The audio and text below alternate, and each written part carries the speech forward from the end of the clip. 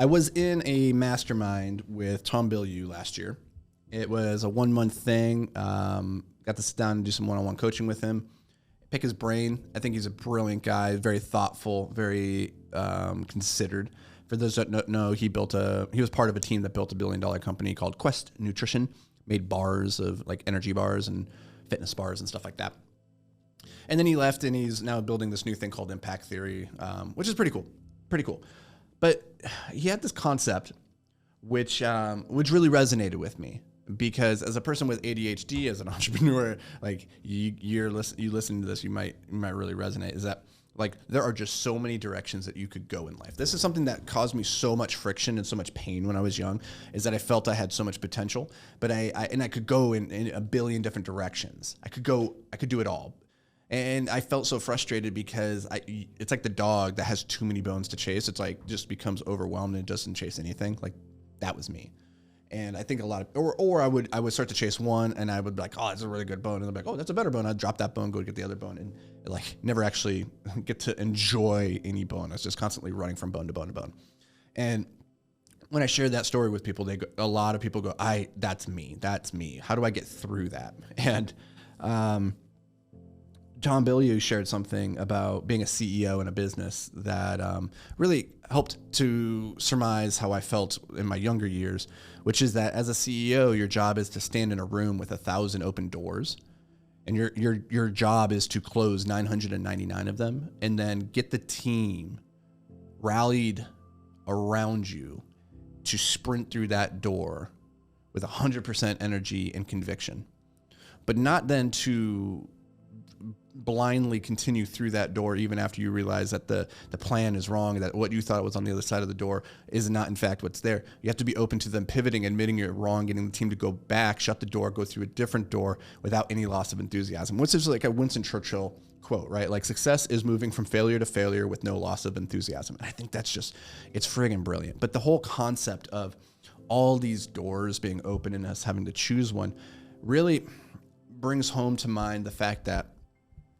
in business, in life, most businesses are not dying as a result of starvation, not dying from a lack, from insufficient nourishment. They are, in fact, dying from indigestion. They just have too much. They're consuming too much opportunity. They're chewing on too many bones simultaneously, and they can't get any of them down. They can't keep them down.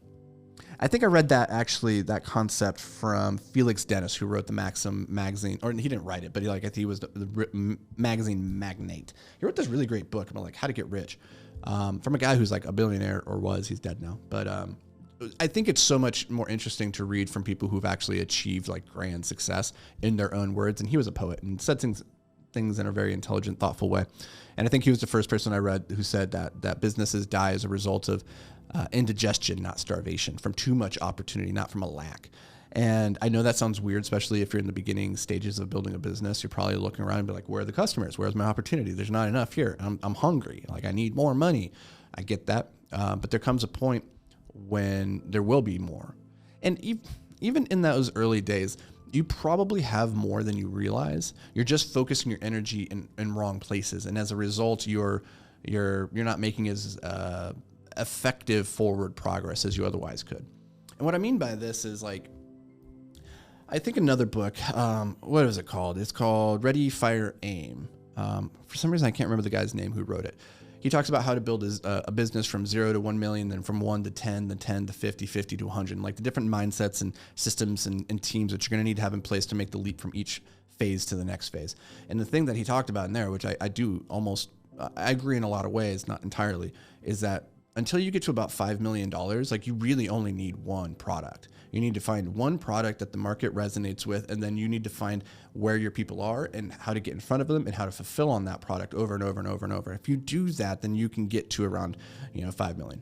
I don't know if that's entirely true, but I do realize, but the thing I will say there is that you can probably grow a bigger business than you realize just focusing on a singular product. The problem is you think you need to have more services, more things, like for every customer that comes in, you have to have some way of like increasing the lifetime value of that customer. And that's all true. You do want to increase the lifetime value of your customer, but you need to first figure out what that solid product, that solid offer is that's going to maximize the number of people coming in through the door. Once you have that, then you can sell to them on the back end with back end offers. And that's a great way, once you have that list, that customer base, that book of business, to then take these 1,000 customers who bought this one product and then market to them this other thing. But what ends up happening is we're using all of these different products and services as like a front-facing consumer product to get people in the door. And it's overwhelming for us from both a design and fulfillment perspective. So like designing the product and actually putting it in front of people.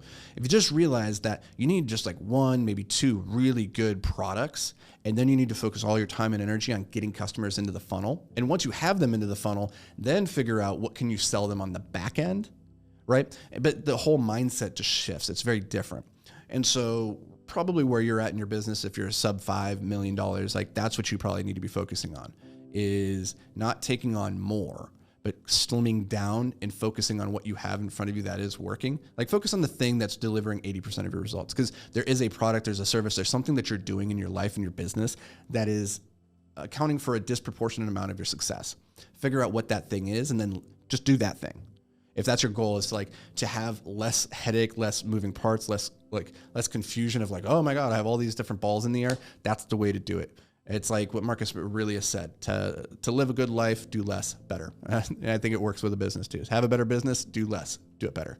So hopefully that brought you guys a little bit of value. If you don't know who I am, I'm Anthony Vicino. I'm a best-selling author, serial entrepreneur. I built multiple businesses at this point. Real estate investor with tens of millions of dollars of assets under management. And I make this podcast so that entrepreneurs just like you can learn how to hyper-focus on the things that matter so that you can maximize your return on life. So if you got some value out of this, make sure that you go leave a review, hit the subscribe button, and I'll see you back here around these parts tomorrow. Peace.